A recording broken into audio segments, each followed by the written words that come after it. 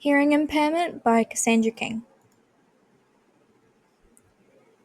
In accordance to the Disability Discrimination Act of 1992 and the Disability Standards of Education 2005, as well as common knowledge, all students have the right to an education, and to be able to provide an education to students with disabilities, adjustments are often made. The selected disability is hearing impairment, which is classified as a sensory disability in the NCCD.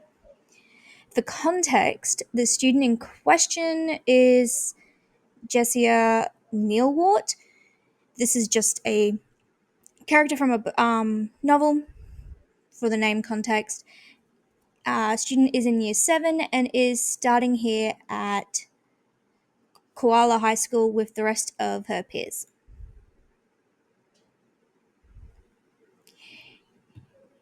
Hearing impairment has lots of levels, starting with mild, severe, or complete loss. Each person with hearing impairment adjusts and works with their hearing impairment differently.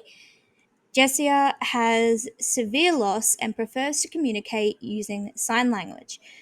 Jessia has an aide that is usually with her to translate in Auslan, as well as help her with her work. Student adjustments. If videos have to be used in materials, it'll be made sure that subtitles are used. Integrate and support learning Auslan in the class. ASL is a commonly known as sign language. Just like languages, there are differences and accents of sorts. ASL stands for American Sign Language, whereas Auslan is Australian Sign Language, and there is quite a difference. If the translator aid is unavailable and communication is more complex, Gensia will narrow things down with a communication book. Gensia can read lips, however, you have to make sure you do not talk too fast and make sure you face her. An incorporation of more visuals into lessons to make sure she is able to follow along with the lessons regularly. Work with me as I practice some sign language that we can use in our classrooms, especially when we don't have a translator and our students are sign language only. So I've got a couple of things that I have written down that we know. So we have thank you, please, thank you, please, finish, yes, no, toilet, lovely one to know for when students need to go to the bathroom, and thing, that way at least you know, you can identify it. More,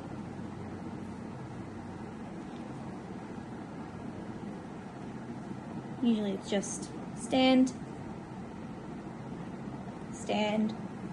got sit, and practicing on this one, good morning, or good afternoon. Work with me as I practice. There are many benefits to all students. With the selected adjustments for Jessica in the class, other students are able to learn to adjust when it comes to working in groups. Their work increases their adjustability and their patience. This also requires creativity and, patience.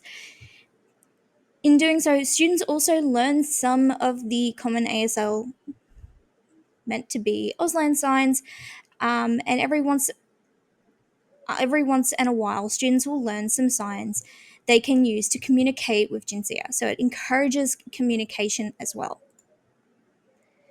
With sharing with parents and carers / family, communication with students with the families / carers are essential for a child with disability. specifically collaboration, coordination, organization, and cooperation. With collaborating any updates or changes in classroom with the student and their family.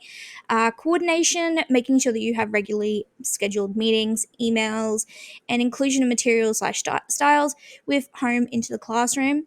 Organization, preparing any possible adjustments that may need to be made or changed, and cooperation, basically just regular in-person meetings, making sure each party is up to date on any changes.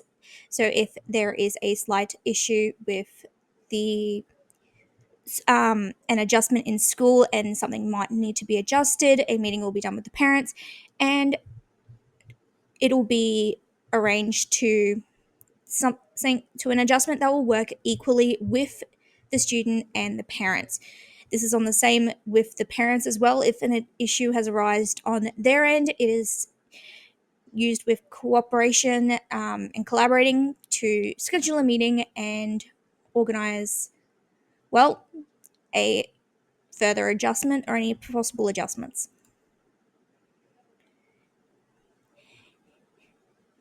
In conclusion, it really is completely dependent on the individual student with a hearing impairment or any and as well as any other disability. But for this disability, incorporating and integrating sign language into everyday classes would be very useful to the students and support for all students in general.